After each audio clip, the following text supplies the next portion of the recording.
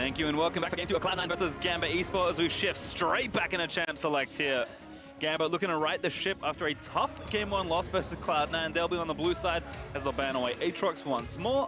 Cloud9 again with the Scion, so maybe looking at a pretty similar start to this draft at least, Spawn. Yeah, and I wonder what the side selection is, whether it's the fact that Kai'Sa right now does seem to be incredibly strong. I thought that the counter pick for Kira was important. I think that whilst that laning phase went poorly, could have certainly gone worse if he was in the counter matchup. So it's pretty, I think, interesting that, you know, not all that much changes. They do give them the choice now, Urgot or Kai'Sa, to ban away, given the fact that they've taken away the Urgot counter pick for Licorice, which of course is the Aftershock Lissandra. So certainly showing that they do have some ideas here, or they could just trade it. Yeah, Cloud9 thinking, you know what, we'll happily trade. We'll just keep the bans the same, keep Diamond off of the champions he's played. In fact, he has to play another new champion because they banned Nocturne away from Blaber on their own side. But we'll see what Gambit do want here. If they take Urgot, Cloud9 are 101% taking Kai'Sa, but Urgot's still a very good first pick. Yeah, it certainly is, and I think that right now you can just take Kai'Sa and Kindred potentially, have a good jungle matchup because Kindred does seem to be quite powerful on the current patch. We've seen Blaber play it against the Urgot already, and over the course of the game, learn how the interaction works, so he should be able to navigate that one a little bit more successfully. And it gives Cloud9, once again, a response of a powerful pick. Alistar. Ah, interesting. I wonder if they won't take Kai'Sa here, though. We'll have to see what Cloud9 do want for themselves. Looks like right now Reaper talking to Sneaky, so maybe just discussing, you know, if we give them Kai'Sa, what do you want to play? Already played Draven one time around, and Cloud9 starting to really change the playbook. Mark said don't show new stuff, but they picked Akali for the first time ever this tournament. And I wonder if Licorice plays at top lane, whether this is something that he thinks is a very good matchup. There you go. Solo queue scouting, I know. He's been rampaging through Korean solo queue, is one of the few players from the West that's challenger over there, and I know he has been playing Akali from time to time, so perhaps you're right. Maybe thinking that that's where he wants to go with the 1v1 matchup. Gambit, though, are going to take Varus, and looks like TK may be lined up. What I was going to say is now you can still take Kai'Sa if you want to. Then you can hide your last pick for the other end of the flex, whether it's Akali top or Akali mid, and guarantee a good matchup. First picking jungle out of this rotation wouldn't necessarily be a bad thing. Neither junglers have been picked up so far, pastry time, so I think we're going to go fairly far down the lane in this regard. Have to think so as well. And just with a quick check, I believe this is the first Akali all year actually for Cloud9. So I've not played a lot of it at all in the matches they have played, but there is the Kai'Sa we expected from Cloud9, and we'll see what happens here in phase 2. In saying that, it is difficult at the best of times to get your hands on Akali. Around the world, she is one of the most heavily banned champions. There seems to be some good matchups that you can go towards. Ryze, LeBlanc, Zillion, as well as Galio have all been shown. Top lane, especially if it's going to be an Urgot matchup, I think that there are certainly ways that Urgot can win that one. If you're able to chunk her out, you can pull her out of the Shroud. Looks like interesting adaptation. Yeah, we'll have to see, but of course we'll look at phase 2 bans now. All left to ban for Cloud9, continuing to hammer at Diamond's champion pool. Whatever he ends up playing, it is going to be many picks down on his list. And that's interesting, right? Because you think that when you have a look at Blaber's champion pool, he wants to be on something aggressive. And Diamond's played the game for such a long time, so you would think that maybe in a tank versus tank or a team fight matchup, he could gain an upper hand. That game 1 performance was very impressive from Diamond for the first half of the game. So I think that this is a strategy that I wouldn't necessarily think would be employed by Cloud9. Ghana, again, Cloud9 is picking on the jungle, and Gambit on the other side, banning away tank tops, because you know what? That, like you said, it could still be a flex pick of the Akali if Jensen wants to take the Assassin for one of the rare times he has all year long. Well, the thing is as soon as you lock in, you know, not Braum as a support pick, Ornn Kai'Sa just becomes obnoxious to deal with if you have low mobility backline. And Kira doesn't necessarily play the highest mobility mages in the game, you know, more known for these things like Orianna and Anivia. So being able to lock that in would certainly shut down the Varus. Yeah, we did see Hecarim ban. That's kind of a dual ban for top and jungle, but Blaber had to be thinking, hey, I made it through 10 bans, the Kindred's still up, so I guess I'll take that here, as that's the first pick for C9 in phase 2. So we'll see how they tie the room together, but Gambit, of course, must finish their draft now. Man, I'm trying to think, you know, what comes next down the list. Is it something like a Zeyzal to try and dictate some early game pressure for Diamondprox? Does he go towards an old school pick like Lee Sin? That's an old school pick. Yeah. Kira. It is one of his most played of all time in Anivia, and really did make his mark on Albus Nox Luna with that pickup.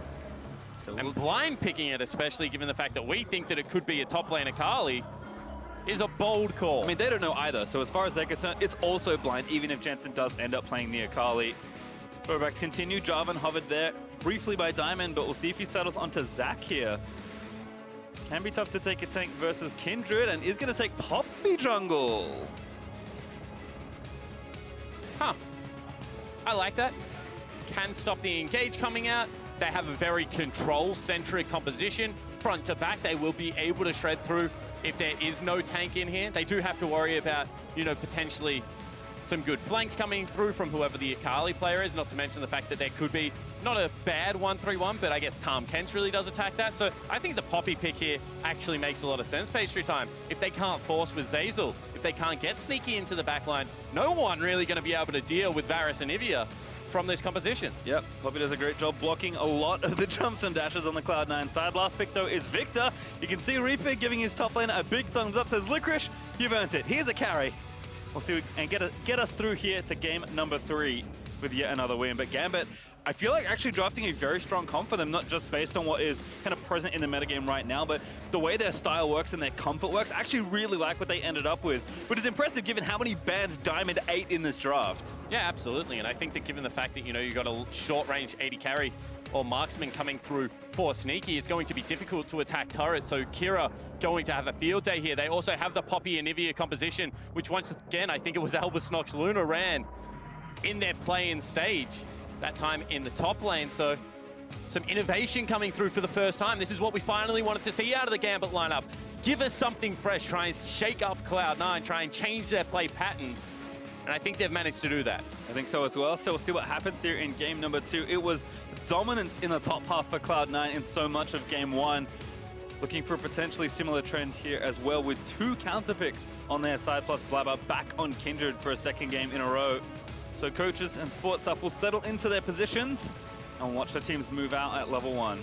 Because the big thing is, normally when you play Poppy, you can't gank mid lane. It's actually one of the hardest lanes to gank, you know, not many walls. They have to seriously misplay for you to be able to get it. With Anivia, you can gank anyone, anywhere as Poppy, as long as Anivia forces them in the right direction. So Jensen is going to have to be clued in, because seeing Poppy, you would assume low pressure. But there is a lot of chain CC, there is a lot of damage. Pre-6 that comes out of both of those champions. And Kira is a master at the bird. Gotta be careful. Sometimes the Poppy just rubs her boots.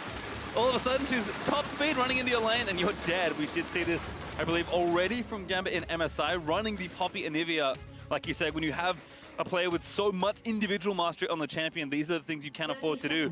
And if Cloud9 weren't thinking about it or aren't prepared, they will be swiftly punished. In fact, Jensen has heal over cleanse. We'll have to see if he gets punished for that at all. Yeah, that's really interesting. Whilst Kira has the luxury of being able to pick up the spell book, you know, not going towards something like a Comet for the laning dominance, wants the freedom to be able to swap out some of the spells as the game progresses. And on runes, also Licorice, we did see the top Akali, but a little different from maybe what we've seen in mid lane. He used to be a bit heftier in these matchups versus Urgot, so his primary resolve with Grasp of the Undying actually is the keystone. Yeah, and that makes sense to me, because when you play against Urgot, you're pretty much playing against a melee champion that wants to dash in, use the shotgun knees, so we'll have a chance to stack it up. Not to mention the fact, did he just get the ward? Yeah, he's going to get the ward. I hate this champion. What I was going to say, so you are going to be able to get the proc, not to mention the fact that you also stay in combat a lot just because of your access to creep wave with Shroud as well as the Q. So we'll have it up and available as often as he wants. See the lane here start. Jensen hasn't played Viktor in a while. Actually, looks like his first play on the year for the champion, but it's well versed in it. Has been buffed up a little bit. You know, the cores costing 100 gold less is just such an important change for Viktor. We were talking about, you know, futures market and things like that helping him out a little bit, but I think this is what needed to push him back in. He also had some pretty lame keystone choices, to be honest, but with Electrocute being nerfed down, you do have a much better trade window when you take something like an Aerie. So I do think that he is in overall a much healthier position than what we've seen. Yeah, we'll See Blaber there onto the blue, but unfortunately for him, his first bounty is on the left side, and that's the ward that Pstejos already cleared at level 1 with the Urgot as Kira with a nice trade. Does get some damage down onto Jensen, but Jensen trading back there as well. But this time around, as long as he survives the early part of the laning phase, it's going to be Kira that can potentially teleport back in with that spellbook. As we mentioned as well, probably should have a little bit more pressure with a Poppy in the lane, so getting pushed in at this stage, not necessarily the worst thing. There's Blaber on this first scuttle. It's not the one that's with the extra value, but he'll take it regardless as he was on this side. Actually already see an early back from Diamond, has boots 1 to make sure he can use the keystone that he brought to battle, which is of course Predator. And we might actually have a race for this scuttle. Jensen pushing us in does give Blaber somewhat of a window, but Diamond is running there and top is pushed on the side of Gambit. And I think Diamond does need to control this top side of the map. You know, you've got an Akali, you got yourself a Viktor into an Anivia matchup.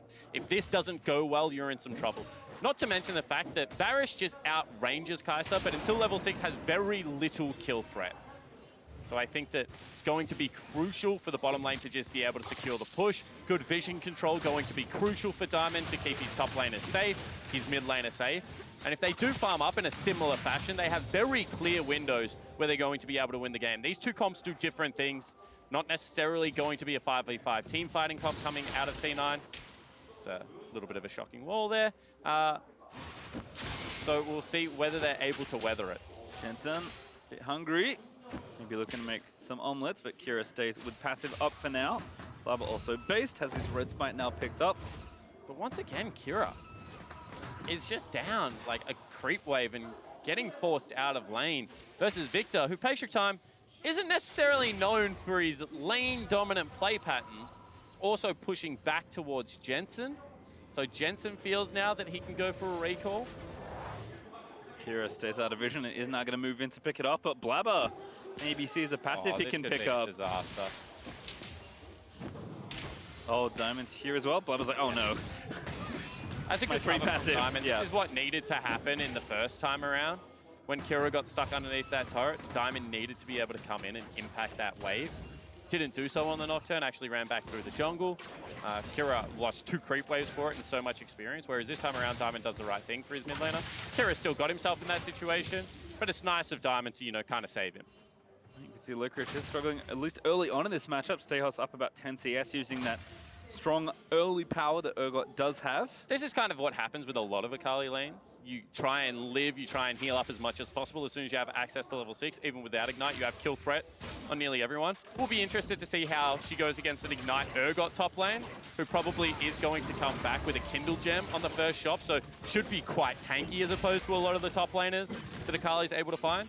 Not to mention in the 2v2, Akali does do a very good job of killing the jungle a lot of the time. Whereas Diamond is going to be very tanky in this game. There's going to be a Cinderhulk Poppy coming out, so not necessarily going to be the same impactfulness. Ooh, nice ward actually from Gambit. Spots Blaber flipping through the lane. Kira came back to the lane with no pot Patient Time. That seems bad. Yeah, given the trajectory of this laning phase so far, I'm going to have to agree with you. Blaber here also back on, I believe, the bounty as the crab does spawn, but Diamond is going to try and snipe it here. Maybe he doesn't even move out. Blaber just smites it and walks away. And now Diamond wants to try and get a kill, but Blaber over the pit flips back and he's fine. And there's nothing Diamond can do. His mid lane is getting pushed in so far that he needs Pstejos to be able to rotate across. And Kira. Last charge. Jensen going to get some damage down onto the egg as well. Probably not enough to get a kill, but picks up the passive for nothing. Once again, the lane is just in a shocking spot. And this is becoming a real problem for Gambit fans. You cannot fall down this far. We'll have a teleport to get back into lane. Oh. But again, Jensen just trimming the wave, keeping it back. I mean, this is what he was known for so long. Building up big CS leads just by controlling the wave and outlaning you. Has not done that for quite a while all year long, but is really giving Kira the hands in these first 2 games as Lodik does TP back down the bot side and chunking sneaky away. Does have his heal, holds on to his cooldowns, but he's probably going to be forced out of this lane. Licorice again. That's perfect execution 1 into Shroud. Pstejos knows what's up now. Does get the flippy around, needs to try and flash out of the way, but Blaber here. Ulti is going to miss. Licorice maybe looking to go back through, but Pstejos flashes out to safety. Does get the flash, but survives a 2v1, which is very good, because right now, if you are the Gambit lineup, you must be able to win bot and top very hard. Mid lane is going disastrously. Kira now with the ultimate, if he gets a blue buff, will be able to secure some more farms. Stejos sticks around. Good vision here from Gambit, though. Does mean that Stejos will be safe, and Licorice not that healthy. Although ultimates being down mean that he's probably not in too much trouble and still going to try it. Back into the Shroud. Stejos uses his dash away. Blaber going to dive him. Looking for the first blood one more time. And he's going to grab it. Yeah, and that's just greedy from Stejos. Wanted to still challenge the minion wave. Didn't think they could get on top of him. However, Blaber's willingness to burn summoner spells and generate advantages once again comes up crucial for Cloud9. And this time we'll see if Licorice can have a different looking game. Still had a good poppy game in game one, mind you, but now on a champion that can really snowball things over and is getting the attention this time for Blaber. As we'll take a look at our Acer Predator replay. Yeah, and Stejos just thinks that he's going for the mark. That Licorice does the right thing, pulls his jungler back up, gets the maximum distance on flash dash there. And I mean, that's a pretty easily executed gank coming across, and unfortunately for Gambit, their mid laner is now losing. Their top laner has just been equalized after a very impressive early game. Pressure once again on Lodik and Edward to be able to make this game work. And looks like using that bot side pressure to bring Kira and Diamond over. Defense already mounting for Cloud9. Those sneak in Zeyzal back off. Blaber's on this side of the jungle, and Jensen is going to move back around as well. Once again, a wall not connecting there for Kira. And now Kira is very slow. He doesn't have boots pastry time. Doesn't have passive either. Does have his flash, but is already getting ulted by Jensen. Zeyzal looking to make the combo happen, but Kira does find the good flash. Stun chain there onto Blaber, but he flips out of there and still has Lance Respite going. Here's the Tahm Kench. Blaber burns the ulti. Jensen now fighting on the other side, but Gambit, they found the collapse. They'll devour Blaber, and Lodik grabs himself a very important kill. And Gambit fans breathe a sigh of relief. A very nice flash secures himself a kill. It's onto their 80 carry. Lodik now has potential to carry out this game. That's the person they needed on 20 CS ahead. Now grabs himself some extra gold as he grabs that kill. And even the bot tower getting low. Diamond actually comfy in the 4v5 to try and 5v4, sorry, to translate onto Dragon. Licorice though, looking for some solo action. Flips around, doesn't land the shuriken though, and again, deals some damage down. Lodik with a great chain of corruption. Zeyzal on the front side, but he's got no ulti and no flash. He's got Ignite, sneaky boss to burn the heal, but Edward devours him up. That's gonna be another one. This time it's Kira that grabs it. And a kill and assist, exactly what this Anivia ordered. Now all of a sudden, Kira also is feeling pretty good about the pickup. The utility of the Anivia coming up massive, and the bottom lane turret also very low pastry time. So this game on the bottom side of the map could explode at the moment's notice. Gambit have done a great job of sticking to their guns down here in the bottom side. They had one pressure point left after that gank and the double summoner spells burnt. Kira looked like he was in no man's land. He looks like he's between three members, but a very nice flash means that they're able to combo out onto this Kindred, and maybe forgetting about the Tahm Kench ultimate because it's not really used as combat ultimate in these kind of situations all that often. Blaber goes down, rookie mistake there, splitting from the rest of the team, and then leads to this play, which is arguably bigger, because this is Lodik in the 2v2 showing how dominant the Varus can be. Zeyzal obviously not having the ultimate available means that he's taking maximum damage to the entirety. And giving it over to Kira means that he's now in a situation where that 30 CS discrepancy is still massive, but not as impact. Certainly softened by all the gold he got, and Gambit got the Infernal off the end of that play as well. So grab the first Drake, and it's a spicy one as Gambit looked to mount a small comeback here in the early game. It did look like, once again, Cloud9 had the pressure, and they will continue to try and snowball. Licorice is going to dive in, maybe fancy themselves a tower dive. Stejos no flash right now, going to get flipped back on. The Shroud down. Power hit tags him, and Blaber not quite in position to finish that off. But now Stejos' job is to just not die. He knows that all the pressure is coming topside. He knows that there's no summoner spells from Zeyzal, so very hard for on the bottom side of the map, especially against the Tahm Kench. So Stejos needs to play this one passively. They will be able to swap the turrets after this one goes down, so as long as he doesn't die, in the next 45 seconds, his job is accomplished, and Lodik is now huge. Yep, gets that gold. All that solo first turret gold, feeling real good for the Varus, who's swiftly running towards that Blade of the Ruin King. Diamond here, going to clear out this ward. You can see Kira with a bit more mana, a lot easier to clear out the wave and just ignore the Viktor. from trying to harass him, despite, again, that CS difference still very good in Jensen's favor. Kira can now push the wave and leave, which is exactly what he wants to do with Diamond. Yeah, and since the changes on the trading pattern of Anivia, now you can't just ulti E immediately. Honestly, Anivia is kind of 1 to 9. Just sucks. You need blue buff, you need to be able to get some points in your other abilities. It's no longer enough to just be able to ult E someone and have a untradeable window. So Kira being down this far, it is a pretty big deal. He missed a lot of ECCS. He was forced out in situations that I don't think he should have been. But it is important to note that Anivia is a very good champion at this stage of the game. You know, as soon as level 11 comes through and Rod of Ages is stacking up, he is going to be in a power position.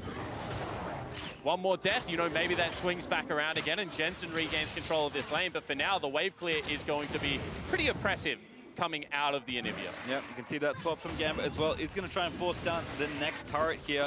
Cloud9 trying to play catch-up, but Kira's actually doing a nice job solo pressuring the mid-outer as well. Jensen with the blue buff should be able to wave clear happily, so that will force Kira away, but Pstejos here to cover. Jensen is actually going to have to flash that stun. A very good flash.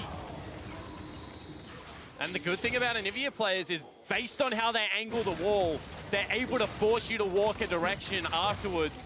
Jensen gets tunneled into where the stun was going to land, has to burn the summoner spell, so even more pressure being exerted. C9 doing the right thing, they're trying to trade objectives, but given the fact that the Drake hit was already taken away and there is a Rift Herald on the top of the map, Gambit right now always trading up, finally having an impactful early game. Yeah, a huge sweep of objectives taken with the turret trade, taking top outer, taking Rift after that Infernal, and probably enough without Shelly to take down the mid outer as well. But Kira is going to try and force something here. 3v2 for C9 there in the mid lane, but here comes TK once again. Moving Lodik in, Edward immediately has to spit him out to safety though, but Blaber took a lot of damage already early. Licorice forced to ulti in, has the next one going. Blaber forced to ulti, but again, he gets chopped by Urgot and put into the meat grinder. And Cloud9 forced to retreat. Zeyzal with a disengaged pulvers. Jensen, he's maybe left for dead here with no flash. Good slow from Pstejos. They try and run him down. Licorice is here, he's gonna maybe try and save his friend, but he can't do it at all. And now in fact in danger of having to burn the flash. Does save it, but Gambit once more come out on top. And heads up play out of Diamond, gets him back in vision, holds the summoner spell until the very last moment, able to charge him into the wall. And another turret falling down. Herald still in the back pocket. And a meaningful gold lead right now for Gambit. 2,000 gold ahead, looking good so far for what looks like, again, a pretty tough spot in the mid lane as far as the early game goes, but they come together, they play with the picks that they are comfortable with, and this is the kind of thing that happens. And the swing point, as we actually take another look at that play, is going to be the fact that there's no flash available. So Jensen takes a lot of damage at the start of the fight. They can't disengage because they've already committed. Tahm Kench is just such a versatile champion, able to continue that fight. Maybe some mistimed aggression coming from Blaber as he flashes forward, thinks that he's safe with the ultimate. Hasn't got the QSS yet, so obviously falls down. This is a flash I'm talking about. Flash, you would think a charge is going to come across. No, hold the cooldown, make sure that you guarantee the wallbang and able to pick up the kill. Yep, so scoop it up there. In fact, maybe Blaber thinking that the bird did not have passive, but not true. Kira will lose it now, but his general headstrong play, which is certainly something Blaber is known for, does cost him in that situation. So Gambit continuing to find advantages, and like you said, with the Rift Herald still ready, should be a pretty free tier 2 to take down. Absolutely, and the important thing to note, Pastry Time, is this game followed a similar trajectory. Kira falling down very far. Sneaky looking like he was surviving, but the difference this time around was with Varus, you have pressure on the turret. And with that pressure vacuum, they were able to just continually draw people down into the bottom lane. Edward, he's fine. Continually able to draw people down into the bottom lane. They got a couple of skirmishes that went in their favor, and they started stacking up the neutrals. Game 1, Pstejos had the advantage. Diamond was able to get out ganked, but they weren't able to really convert it into anything. The game was being played much more heavily on Cloud9's side of the map. This time around, they were able to secure themselves those objectives. Second dragon of the game.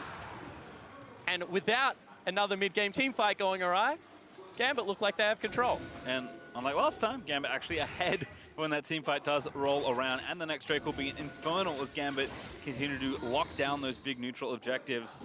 Still waiting on Diamond's Herald. It's looking to run out pretty quickly here. So he's going to have to pick a spot for that pressure soon as C9 camping some brushes, hoping someone takes a lazy path through the jungle, but Gambit just through the lane, probably going to channel Shelly here and look to try and pressure this tier 2 turret. Yeah, there's kind of two ways that you could do this. With the wave clear, they're probably guaranteed a charge onto the mid lane turret, so they could drop it here. The other thing you can do is try and drop it behind your Urgot and see if he can generate any pressure. As soon as they see people on top lane turret, they just drop it mid lane. They've already cleared out this wave, and if the rotation doesn't come any quicker, this is nearly a turret take that's going to go down. Yep, moves Stejos from top as well, so full fight for Gambit, +1 there. The charge does come through from the Herald. Oh. Lockdown. Jensen finds the stun. Zeyzal trying to deny them out as he dives into the back line, but Shelly's still up. Actually, a kill already onto Jensen as Diamond found the assassination, and now Zeyzal, he's put into the grind the next time as Stejos snipes him with Fear Beyond Death. And Gambit is just going to pressure this inhibitor turret now. Licorice forced to ulti away. And Kira coming up clutch in these team fights, gets the two-man wall, and because Diamond was on the front line, Zeyzal can't find a way in. Gambit break the base, and they're in firm control. Won't pressure too longer. Only 10 seconds on the remaining respawns, given how early we are into this game. But Gambit just bust open the midsection of the map. And now translate towards top. Looks like Abyssal Voyage was used to just make sure the minions moved in the right direction. And Gambit's strong mid-game is going to be very strong when the 20-25 minute mark rolls around. I mean, it's strong now, and the difference between this fight is it's all on their term. Spellbook uses heal. Just innovation coming out of Kira here. The denial onto the backline for Zeyzal could not get past Diamond. Gets pulled back in. This fear becomes crucial because you can see the Akali can't use any ultimate charges across the backline. Can't get anything done. Ultimately has to dash out. And Sneaky even burned a summoner spell on the back end of that one pastry time. So now all of the carries apart from Jensen really sitting ducks. And without Flash, Zeyzal just can't guarantee his combo. Gonna have to get creative with the Hex Flash perhaps, but Cloud9 left stuck trying to find something. Zeyzal does look mid lane, but Gambit playing back towards their turret. Still have the mid outer to protect themselves. In fact, C9 only 1 turret to the 5 that Gambit have managed to accrue already. Up over 4,000 gold, looking in 30 seconds to get full control around the Baron area as Lodik plops down a control ward in the pit. And we've seen Cloud9 have to play on the back foot before. We'll see if they can do it here again, because Gambit are in full control right now. Yeah, but I think this Cloud9 composition is much harder to execute than the Lissandra composition. Lissandra was able to buy so much time on the back line, you know, with the ultimate, with the Zhonya's Hourglass, had a lot of control. And this time around, they're relying on Jensen to be able to do that. And whilst that's fine, normally with a Viktor, against Anivia, we've just seen the wall come up clutch time and time again. This was a pick that Jensen actually took into the Anivia, and it looked good during the laning phase. Actually, won out on the lane very hard. But Anivia now in very firm control. Thought that Diamond might look for something there. And the other thing that we don't normally talk about with Anivia is, since it changed to ultimate damage on neutral objectives, takes things like Baron like really quickly as well. Obviously, you have to worry about mana concerns, but with the Blade of the Ruined King, Ginsu's user on Varus, if they ever win a team fight, you know, or just pick Blaber, Baron becomes a very real objective for this team, not just turret. And that's music to Gambit's ears, certainly. They're a team that has always played around Baron. As ulti out, gonna find a pick. Sneaky dead already. Lodik just finds the snipe. And now Zeyzal left out to dry on the front side of the fight. C9 trying to find something as Blaber peppers Edward with arrows. But Gambit have got more than enough coverage. They will get out safely. And they'll take the pick. And no ultimate use from Blaber this time. They still knew that they could rip him back if needed. And you can see that this Gambit lineup right now is just rolling. Their siege underneath turrets is so strong. And I like the fact that this time around, they didn't overcommit. They took the one pick. They were willing to back away. Stun finds Blaber. He jumps away, so no range can be found. But Gambit have started the Baron. This might be enough space for Gambit to just take down a very early objective. I think they know they're on it. Yeah, you don't have Kira there for a while as Abyssal is going to ride Edward in, but it's just him as Blaber. It's going to get forced out. Licorice trying to find the dive. He wants Diamond. It's so low, he finds it. Perfect execution. Dashes in for the assassination. And now it's Cloud9 that might look to take the Baron, but Gambit still continuing the fight. Zeyzal with a big 4-man pole. Does find a good action on the front side of the fight. Cloud9 going to chase them away from the area as Sneaky back off the respawn. Yeah, and really smart disengage coming out of Gambit there, because without Diamond, Zeyzal can just continually look for access into that backline. They will back away. Blaber checked the Baron health as well, knew it wasn't going to go down all that quickly, was able to get back over the other side of the pit, and that's a mistake one more time from Gambit in the mid lane. didn't turn as a 5-man unit, which meant that Cloud9 able to bring back a team fight, and saying that 30 seconds next on an Infernal Drake and Sneaky is top lane. I think that is still an objective too far gone, but if we take another look at it, it's just Edward that comes in, doesn't bring Stejos. Lodik stays on the objective. Diamond has to use the flash and still falls down. A couple of things going pretty poorly there. They trade back okay with summoner spells in the end. But that's why the Poppy is so crucial. You saw immediately Kira's ultimate stop. Zeyzal just has so much pressure in these fights if Poppy isn't there. And unfortunately for Cloud9, they did get the pick. They delayed the Baron attempt from Gambit. But they don't have vision back around the Infernal. They didn't get a turret to try and give themselves more room. So Gambit, really, yes, they'll lose their chance at Baron. They'll lose some gold as they gift over Diamond to the team. But still in basically the same situation they were a couple minutes ago. Yeah. And once again, starting the objective. Absolutely. They have to resort out their waves. They have to get a fresh set of wards in the top side of the jungle. But in theory, everything else is completely fine for this lineup. So maybe set themselves a couple of minutes of wasted time, but you know, that's 2 Infernal Drakes. That's going to be a Varus Anivia composition that uses the scaling incredibly well. And still in firm control, as you mentioned, Pastry. Something else would have to go monumentally wrong because that was just a small misstep. Well, you can see Licorice back with TP to the bot side of the map. He's getting that wave reversed for Cloud9. Gambit continuing to apply vision around Baron. Know that they need to continually present this threat to Cloud9, and if they ever slip up, that Baron will die pretty quickly. Nice ward left side of Baron, though, from Cloud9. Trying to get themselves the vision. And Kai'Sa checks it, but knows now that there is no one there at the moment. Yeah, and that ward's a little bit further up because most of the time you do sweep to the top of the corner now. So they are trying to get a little bit clever with it where they're positioning their wards. I think that if Kira and Diamond actually go to the choke point next time as opposed to around the wall, they have a much better position to be able to cut people off. Funneling between Raptor Camp and Red Buff, not often talked about, but Anivia's wall is so big at this stage of the game that it will cut off the entire area. Oh, actually Blaber looking for Edward here, but Diamond also available, pretty low with the stun onto Blaber. He's going to go down in one CC chain. And Stejos still ready with the ulti, so it's going to be Zeyzal served up next. Here's Licorice going to try and save the back end of the fight, but Fear Beyond Death will snipe one as Stejos grabs the double.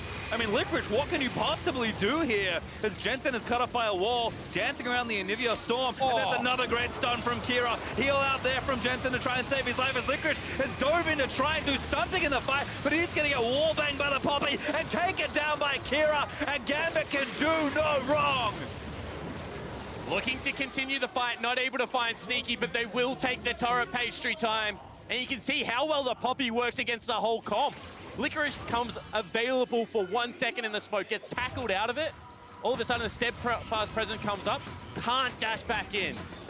Just so much going on here. They're going to take the recall. Not going to greed out for the Baron this time around, just taking the advantages and continuing to grow the lead. Yep, they grab gold, they go back, they spend it, and they'll run back to the pit for another go-round as we'll watch this one again. Blaber really wanted this kill. And look at how much work the wall is doing. Zeyzal, once again, thought he had the initiation, gets knocked out of his headbutt pole combo, gets brought in. Jensen has to run away from the spear, and then Licorice is just trying to buy time, but the wall cuts off the entire choke. Jensen doesn't want to burn summoner spells, in the end has to use heal. This is what I'm talking about. He's technically in smoke, he gets tackled out of it. Steadfast present goes up between him and the Shroud. And Diamond just playing these team fights, even though he's 1-1 and 6. Like a madman.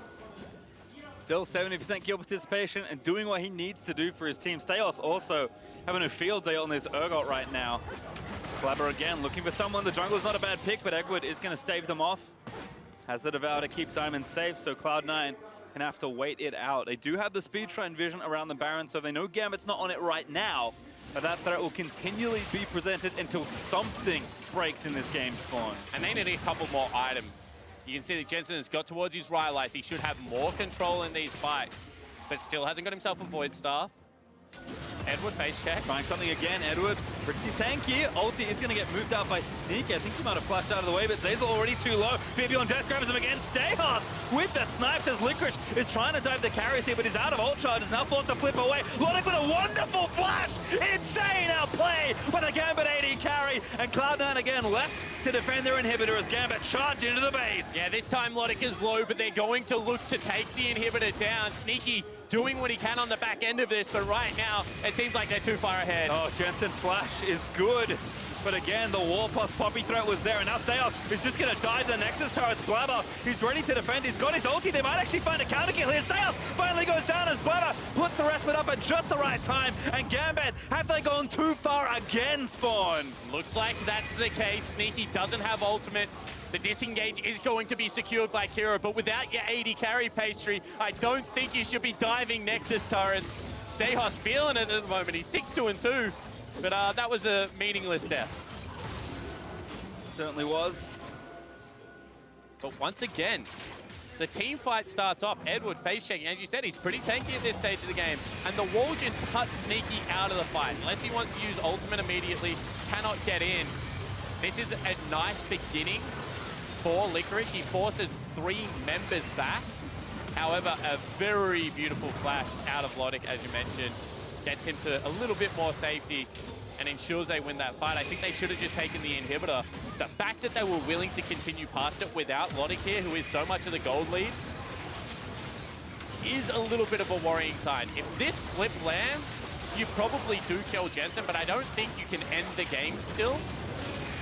And if it misses, then you get forced out of the base. Once again, you give a small advantage back. And it's not losing them the game right now, but it is just making the game become a little bit more protracted. Sneaky's picking up half items here or there. Once again, if he gets towards the 3-4 item mark, this is going to be a difficult game to execute upon. And not habits that Gambit want to build, given that we could be in for a long series.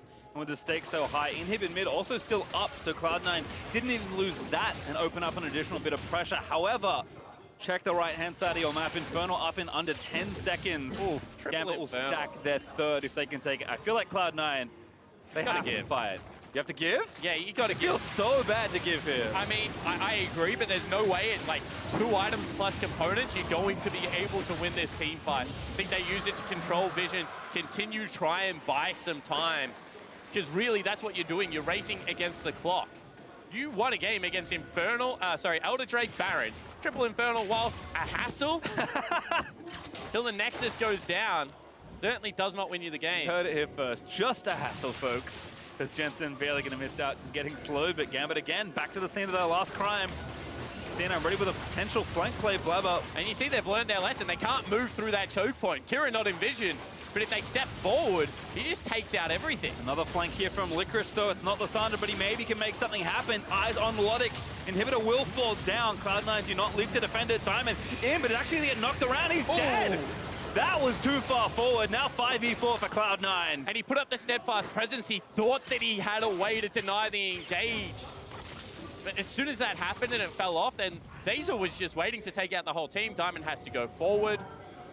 Cost him his life, but once again, Cloud9 just buying time. I feel like I keep going back to it, but Gunblade, you know, QSS finally there for Blaber.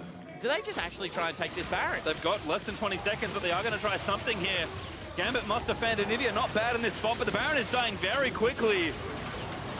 They're going to go back in. They look for the engage. They find Stejos. The wall cuts off half of Cloud9 as Licorice dives into the backside of the fight. They're actually going to try and cut him off. Licorice, he's just buying time. He's on to Lodik. That's Cloud9 Baron. But Licorice, can he magic his way out of there? He's dancing around his shroud. PE1 over the walls. He flushes out from the rest of it. And C9 needs to run. Abyssal Voyage there. He's going to try and cut off Sneaky, but he KIs away. Still dead though as Lodik finds a snipe. And Jensen is just going to try and cut them off. A good flip from Stejos, but he's been left out to dry by the rest of his teammates. Zeyzal re-engaged. That's the kill for Cloud9. And Kira just couldn't go with the team, not that mobile. Cloud9 take the 1-for-1 trade, take the Baron, and pastry time.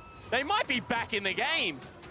I mean, it was, what, 5,000-6,000 gold ahead from Gambit at one point in the game, and Cloud9 have cut it all the way down to about 2. And somehow in this game, they're the first team to grab the Baron. Take another look at this one. Really nicely played from Licorice. He creates so much space. I said he's not the Lissandra, it's going to be more difficult. But in this situation, the only place to go is forward. Zones Lodik from the entirety of the fight. As long as Licorice is there, Lodik cannot attack anyone else. And because Kira goes into the pit and doesn't choose to flash the wall immediately, He is not in the fight. So Gambit continuing this is actually continuing a 3v4. And Stejos realizes that way too late, has gone over-aggressive for one too many times this game. Cloud9 can start believing again. Yeah, I mean, they hold on to Baron on 4. Sneaky did die, but he's 3 items for Jensen. Working towards that as well for Licorice, and now finally able to start a siege here. Stejos forced to dash away, and at mid-outer turret at 32.5 minutes is finally claimed by Cloud9. And you have to talk about standing gold, because they're able to also grab top outer turret as well. They get it back within 1,000. The split push is still going to be there for Licorice. He's approaching the 3-item mark as well, and can he kill Stejos? Probably not. But Stejos wants to be there for the team fights. That's what this composition does. And look to Lodik again. Yes, it will be tough with an Akali straight diving onto your face, but he has 4 items. He is the man that has been set up 4, 0, and 9. He is the person that Gambit have put their faith in all year long to deliver. And deliver he must if Gambit want to tie up this series. And really, Kira has to be able to set the stage for the fights. These walls need to start separating people. He needs to start, once again, burning the flashes on people like Zeyzal, like Jensen, so they have a way into it. Because we've seen that Diamond isn't all that tanky at this stage of the game. He's only getting jungle resources. And Blaber's doing a better job of farming up as they go for the fight. Ooh, Zeyzal actually, I think, just engaging to maybe disengage, but they're actually going to turn it back around. A TP in the middle of the fight. Stejos is in there, and Blaber's kicked out by Diamond's ulti. I don't think that's who you wanted to ultimate, Diamond. They had him cut off. They had the wall there. Probably could have got a summoner. Didn't see whether the EQ was still available, the hop, but once again, they throw the Hail Mary. That is the ultimate as well as teleport used out of Stejos. Doesn't have the flash available. They come up with nothing. Cloud9 cut the turret lead in half at least. 6-3 now, still up in favor of Gambit. Gold lead though, about 1,000 between the two. Mid inhib should be respawning pretty soon, as you can see, 50 seconds away. And just in time for Cloud9 to contest for this Elder. Because you said they could give 3 Infernals. I don't know if they can give this Elder as well. Yeah, you can't give the Elder Drake once you've given the 3 Infernals. I tend to agree with you there, Pastry Time. It's also going to be difficult now that Baron is expired to push into the Anivia. So once again, they've given a lot of their lead back, but they still have the meaningful parts of it, you know, the multiplicative scaling, the ability to just draw this game out for as long as they need it to go. But the problem at 35 minutes is you're now 1 mistake away from losing the game in its entirety. And it was a lead that Gambit had that in other situations would have been a pretty high percentage to convert for a win. Say Cloud9 try and drag it back to 50-50 as far as they can. Gambit, though, still pressuring. A couple super waves left for the inhib. Now going to respawn. Cloud9 will have to clear out 1 more wave. And then it's a race to this Baron as Licorice has found himself a pretty creative flank spot, but an ulti from Lodik is going to start the CC chain up. Blaber with a very good last-second ult. Needs to try and save Jensen, but Diamond found it as Zeyzal finds a big pulverize. Stejos in the front side. He's getting burnt down by the marksman of Cloud9, and Licorice dives in. Execution is good, but Kira is able to find the trade kill. Now Blaber, he's forced away. A Sneaky's left out to dry. Killer Instinct supercharges out, but he still gets stunned blind by Kira's Q. And Gambit, that might be enough to seal this game. Yeah, it certainly should be. Once again, Kira's walls coming up clutch. The Anivia God able to turn the game around, and they'll march towards the Nexus. Inhibitor dead, it's 2 only in the defense. The rookies on Cloud9, Zeyzal and Blaber must defend a seemingly impossible situation. But Gambit, they'll just ravage down these Nexus turrets. They'll tie up Zeyzal in the steadfast presence. They'll put the Glacial Storm on the feet of Blaber and force him down with the stun. As Gambit, they'll tie out the series in style.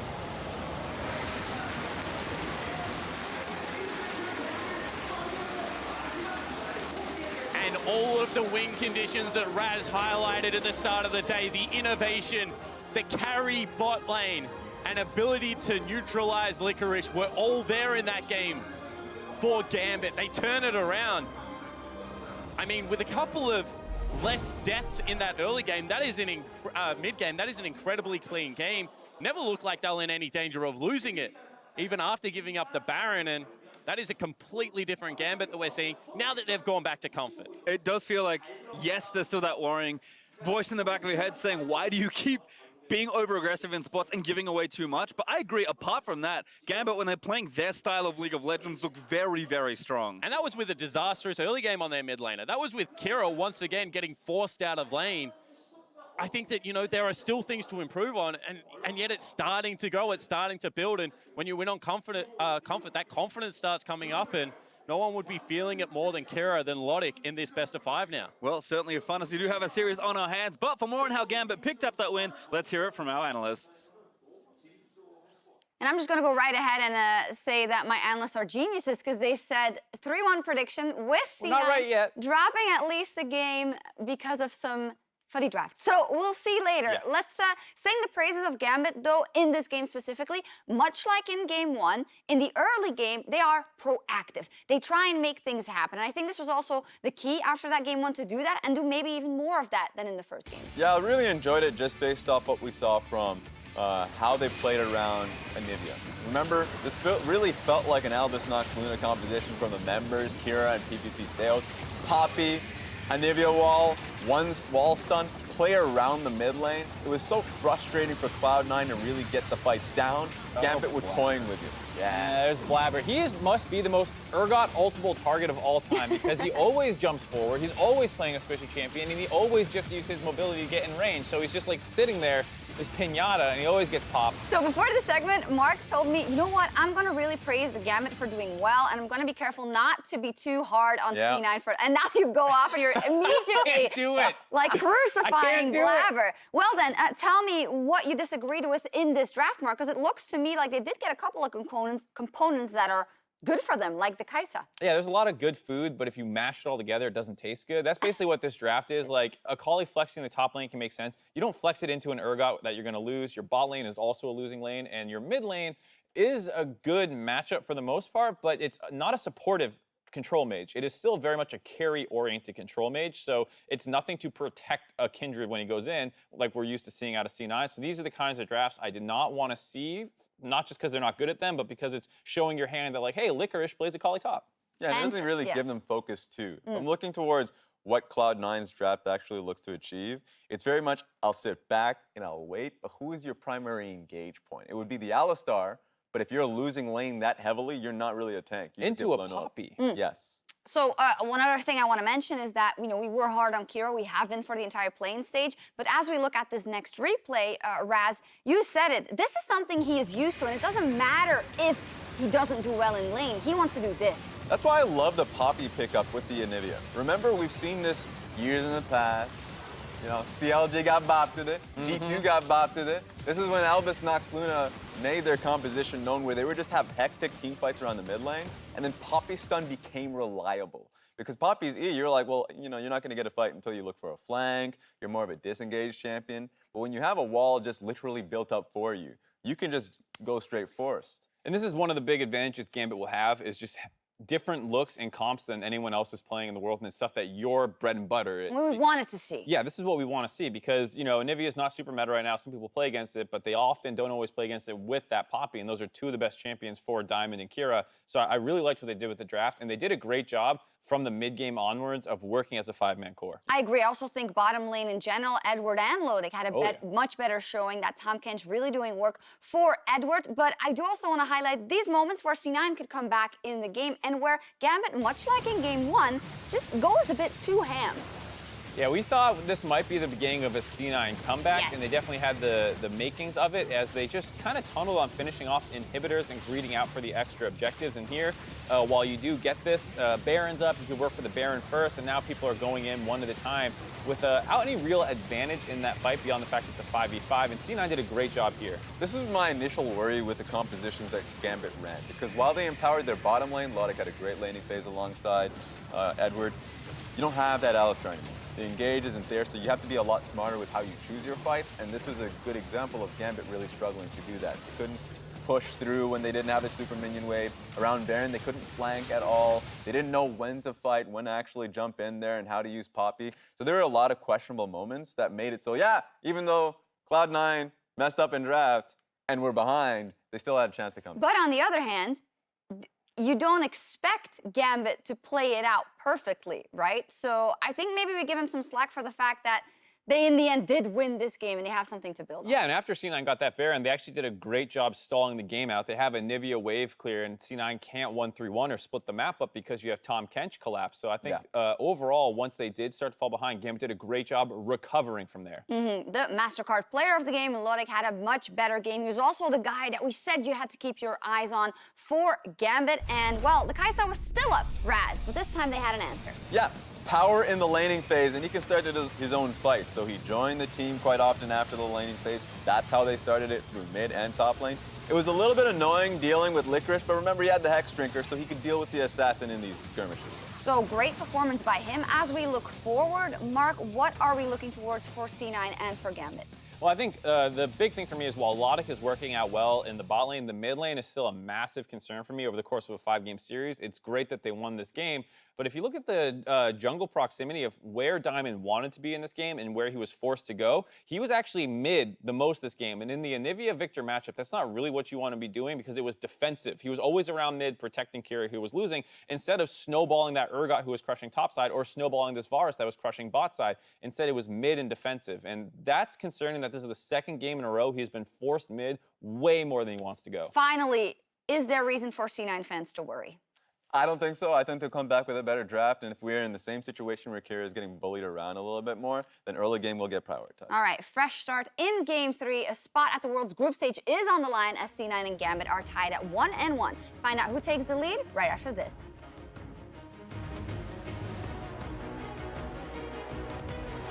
Here's the Tahm Kench, Blaber burns the ulti. Jensen now fighting on the other side, but Gambit, they found the collapse. They'll devour Blaber, and Lodik grabs himself a very important kill. Blaber forced the ultimate again. He gets chopped by Urgot and put into the meat grinder. Lockdown, Jensen finds the stun.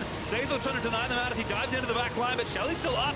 Actually, a kill already onto Jensen as Diamond found the assassination, and now Zeyzal, he's put into the grinder next time as Stejos snipes him. Licorice, can he magic his way out of there? He's dancing around his shroud, PE1 over the walls. He punches out from the rest of it, and C9 needs to run. Abyssal Voyage there. He's going to try and cut off Sneaky, but he KIs away. Still dead though as Lodik finds the snipe, and Jensen is just going to try and cut them off. A good flip from Stejos, but he's been left out to dry by the rest of his teammates. Zeyzal re-engaged. That's the kill for Cloud9. Licorice dives in. Execution is good, but Kira is able to find the trade kill. Now Blaber, he's forced away as Sneaky's left out to dry. Killer Instinct supercharges out, but he still gets stunned blind by Kira's Q. And Gambit, that might be enough to seal this game. NA, nothing more.